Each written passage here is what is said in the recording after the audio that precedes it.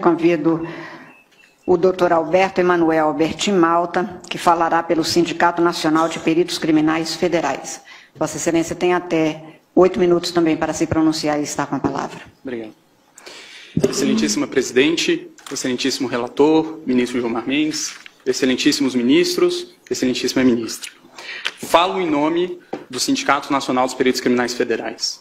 A pertinência temática de nossa intervenção vem da Resolução 23.550, editada pelo TSE, que indica quais são as instituições competentes a participar do processo antecipado de fiscalização e auditoria dos programas de computador que compõem a urna.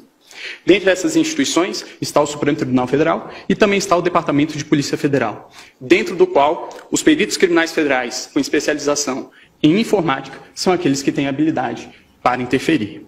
E o fizeram. Participaram do teste público de segurança do sistema eletrônico de votação.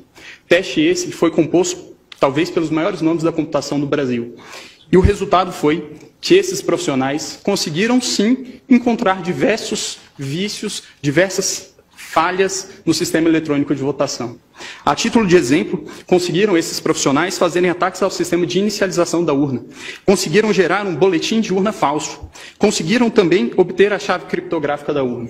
Conseguiram ainda, e o que é mais grave, recuperar a ordem do RDV, que é o Registro Digital do Voto, e é o que garante o sigilo do voto. E, portanto, conseguiram identificar qual era o primeiro, o segundo, o terceiro voto de cada um dos eleitores. Senhor presidente, senhor me permite?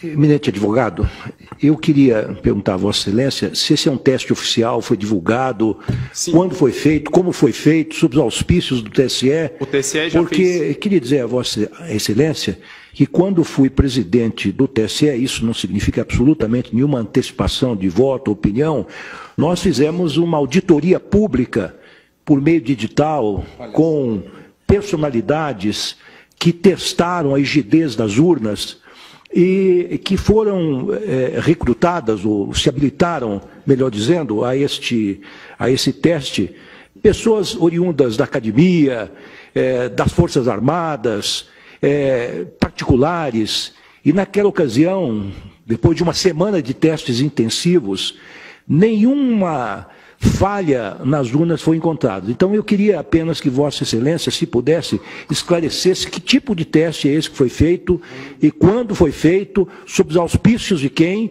a pedido de quem e como é que isto foi divulgado. Os testes foram feitos. E a participação, se possível, agregando a Vossa Excelência, do próprio Tribunal Superior Eleitoral, que faz esses chamamentos públicos diuturnamente. Os testes... Porque essa, senhor presidente, é uma imputação muito séria. Da maior gravidade. Da maior gravidade. Séria, e precisa verificar a verossimilhança disso.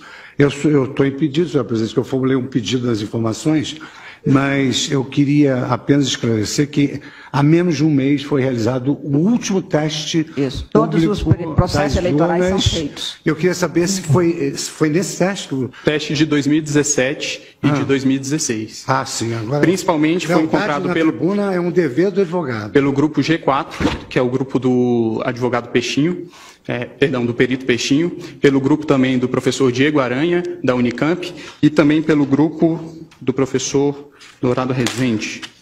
Okay? Se o relatório do TSE... Para deixar isso claro, o TSE, com licença do advogado, o TSE, a rigor, sempre fez esses testes. Todos os chamamentos são feitos. E isso está, inclusive, nos atos normativos que balizam toda essa questão.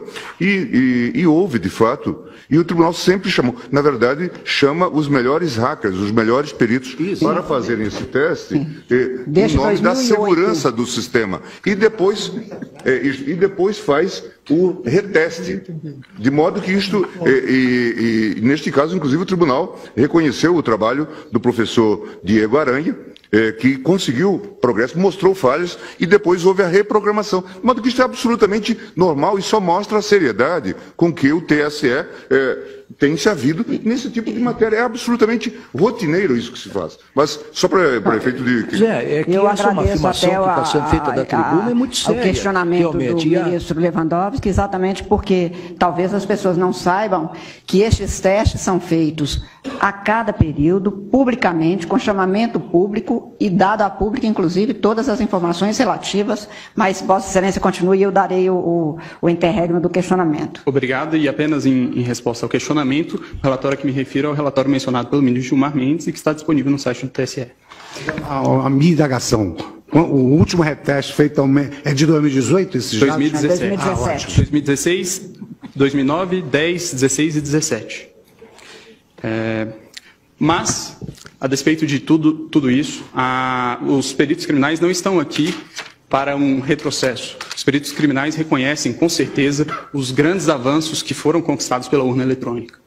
E é bom que fique bastante claro que a impressão do registro de voto não é um adeus ao voto eletrônico. O voto eletrônico permanece sendo um voto eletrônico, apenas com mais um mecanismo de auditoria.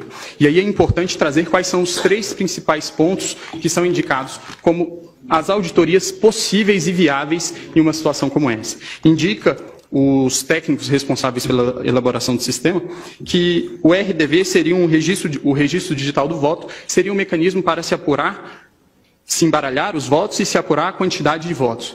É bem verdade, mas esse sistema, o RDV, apenas permite apurar se foi adicionado ou excluído algum voto, e não se o voto foi registrado devidamente como o eleitor confirmou no momento que apertou o botão.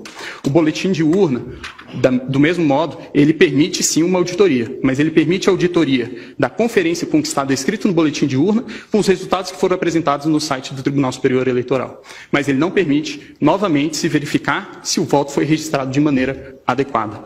E, por fim, a votação paralela, que resolveria essa situação que apresento, que seria o ato de se pegar algumas urnas no dia da eleição e fazer a simulação de uma votação para se verificar se a urna registrou adequadamente os votos.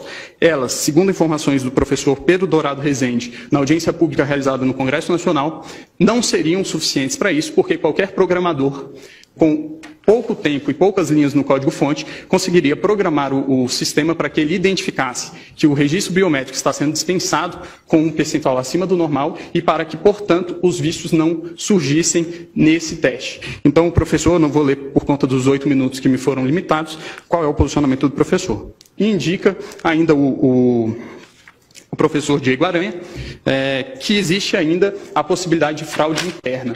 Obviamente, os peritos criminais não estão aqui a dizer que existe algum tipo de fraudador dentro do TSE, nunca diremos isso e acreditamos que todos que estão lá são corretos. Mas o que está a se dizer aqui é que a democracia de um país não pode estar sujeita ao controle de alguns poucos técnicos que têm acesso ao código-fonte e também às chaves criptográficas. É necessário haver um controle do controlador. Garantir a auditoria ao próprio sistema eletrônico que se pretende ver se está sendo fraudado ou não, é garantir ao fraudador fraudar a própria auditoria. Então, a impressão do voto, ele permitirá que, em eventual situação de dúvida a respeito da rigidez do processo de escrutínio, possa haver efetivamente uma auditoria.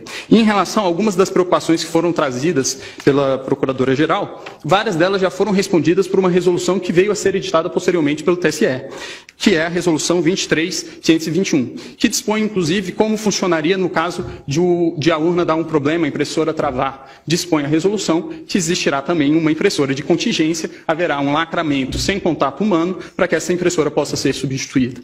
Também em relação ao argumento de que deficientes visuais não teriam como verificar o voto impresso, foi editado também em 2017 a Resolução 23.554 pelo TSE, que dispõe que o deficiente visual poderá ser acompanhado de uma pessoa de sua confiança.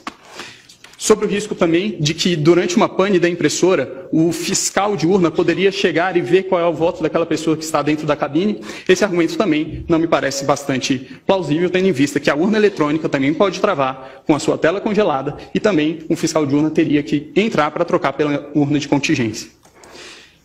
O Brasil, excelentíssimos ministros, é o último país que ainda adota o sistema DRE sem o VivPET.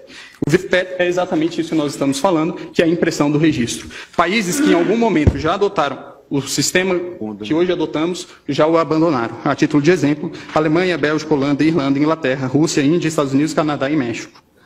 Por fim, excelências, utilizaria aqui mais uma vez a fala do professor Diego Aranha, que o ministro Gilmar mencionou, quando se trata dos argumentos de preço de viabilidade temporal.